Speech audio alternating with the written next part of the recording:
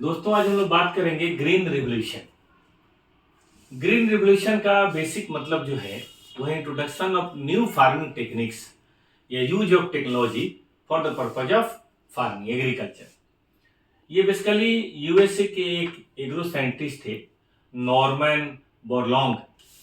इन्होंने मैक्सिको के अंदर बहुत सारे रिसर्च किए 1960 के दशक में, और इन्होंने कुछ इस तरह के हाई यील्ड वैरायटी सीड्स की निकाली जिनसे प्रोडक्शन बहुत बढ़ जाता था। उस समय के वर्ल्ड की बड़ी बेसिक जरूरत थी क्योंकि फूड की बड़ी कमी थी और पूरे वर्ल्ड में पॉपुलेशन बढ़ रहा था बड़ी तेजी से। लाइफ एक्सपेक्टेंसी बढ़ रही थी, लड़ाइयाँ कम हो रही थी, बीमारियां दूर हो रही थी। तो उस बढ़ती हुई पॉपुलेशन को फीड करने के लिए क्रांति की जरूरत थी, और इसका बहुत बड़ा बेनिफिशियर इंडिया रहा through the help of world bank. इसके बेसिक जो कंपोनेंट्स थे, मतलब ग्रीन रेवोल्यूशन कब हो सकता है, तो ये सब उसके कंपोनेंट्स थे जिसके चलते ग्रीन रेवोल्यूशन कहीं भी पॉसिबल है। एक तो हाई यील्ड वैरायटी, ऐसी सीड जो पहले से ज्यादा प्रोडक्शन दे। उन्होंने किया क्या था नॉर्मन ने कि कुछ बार बार म्यूटेशन करके कुछ इस तरह की फसलें या सीड पैदा किया जो अपने न्यूट्रिशन वैल्यू को पत्तों और तने पे ना दे के बीज पे यानी कि अनाज पे दे, जिससे कि पौधे तो थोड़े छोटे हो गए लेकिन उनका अनाज ज्यादा बड़ा हो गया, फल ज्यादा बड़ा हो गया और ज्यादा यील्ड देने लगा। कई बार तो डबल तक हो जाता था। तो ये बहुत बड़ी बात थी। हाई यील्ड वैरायटी वाली जो सीड थी उनकी पूरी करनी पड़ेगी मांग, वही सबसे इसमें मेजर था। लेकिन भाई उनको पानी ज्यादा चाहिए था तभी वो काम कर पाएंगे, तो उसके लिए इरिगेशन की फैसिलिटी आपको करनी पड़ेगी।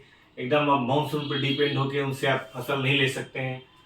इसके अलावा केमिकल फर्टिलाइजर की जरूरत थी क्योंकि उनको न्यूट्रिशन ज़्यादा चाहिए था तभी वो ज़्यादा प्रोडक्शन दे पाएंगे। तो केमिकल फर्टिलाइजर की जरूरत थी, जो आपका होता है ना यूरेनियम, यूरेनियम मैं कह रहा हूँ, यूरिया, पोटास और फॉस्फेट की जरूरत थी, वो आपको एनकेपी करना पड़ेगा। इसके अलावा केमिकल पेस्टिसाइड और जर्मिसाइड्स, चूंकि वो कहीं दूर देश से आए थे, लोकल जो कीटनाशक वगैरह थे मतलब कीड़े वगैरह से उनसे तो इम्यून थे नहीं, तो जरूरत था उनको बचा कर रखने की। जैसे आज भी जो जर्सी गाय होती है उनको बचा कर रखना पड़ता है क्योंकि हमारे यहाँ अभी ये कस्टम नहीं हुई है, ठंडे में रखना पड़ता है, तो उसके लिए जरूरत थी। इसके अलावा उनके लिए जरूरत थी कि भाई न्यूट्रिशन उनको ज्यादा मिले तो आसपास घास फसवार ना हो, उसके लिए हर्बिसाइड्स और विडिसाइड्स की जरूरत पड़ी। और बाद में चूंकि इसमें पैसा ज्यादा लग रहा था फर्टिलाइजर में, इरिगेशन में, सीड में, तो क्रेडिट फैसिलिटी अवेलेबल हो गया तभी तो किसान उसको यूज कर पाएंगे। खासतौर पर इंडिया में तो बेहद जरूरी था।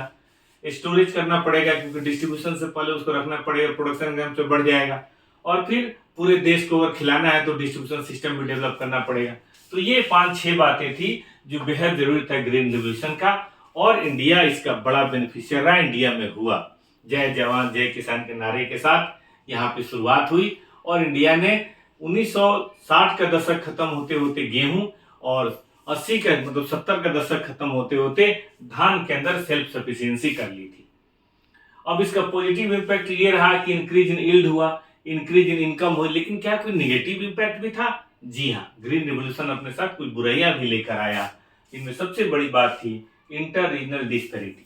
असल में दिल्ली के आसपास जैसे हरियाणा है, पंजाब है, वेस्टर्न यूपी है, इनमें तो ग्रीन रिवोल्यूशन के बारे में ज्यादा जागरूकता आई, सरकार ने भी मदद किया, तो यहाँ पे क्या हुआ, किसानों की इनकम बढ़ गई। लेकिन देश के बाकी जगहों पे ये इम्प्लीमेंट नहीं किया जा सका। अपना देश बहुत बड़ा है, नहीं हो सका, रिसोर्स की कमी थी, नॉलेज की कमी थी, जो भी कह लीजिए। इससे क्या हुआ कि यहाँ के किसान अच्छे हो गए और बाकी जगह के वैसे ही रह गए। इससे रीजनल इम्बैलेंस पैदा हो गया। इसके अलावा इकोलॉजिकल इम्पैक्ट बहुत बड़ा है। शुरू में तो लोगों ने ध्यान नहीं दिया, भाई जब अच्छी कमाई हो रही तो कौन ध्यान देने जा रहा है, किसी ने ध्यान दिया नहीं। लेकिन बाद में परेशानी जो महसूस हुई, रिसर्च किया गया तो पाया गया कि भाई सोल ये जो है ना उसकी मिट्टी की फर्टिलिटी डिग्रेड हो गई है। क्योंकि अभी क्या था, क्रॉप रोटेशन हो नहीं रहा था, धान गेहूं धान गेहूं धान गेहूं या शुगर कैन। तो क्रॉप के जब हम रोटेशन नहीं करें तो सोल की फर्टिलिटी तो कम होनी ही होनी है, वो हो गया, ओवर यूटिलाइजेशन हो गया। इसके अलावा बहुत सारे जंगल झाड़ को खत्म किया गया तो इकोलॉजी की वैसी ही प्रॉब्लम आ गई। वाटर टेबल फॉल हो गया, पानी बहुत चाहिए था इसमें, धान के लिए तो और ज्यादा चाहिए था, तो इससे अंडरग्राउंड वाटर का दोहन किया गया, वाटर लेवल कम हो गया, टॉक्सिक कई जगह बात हो गई।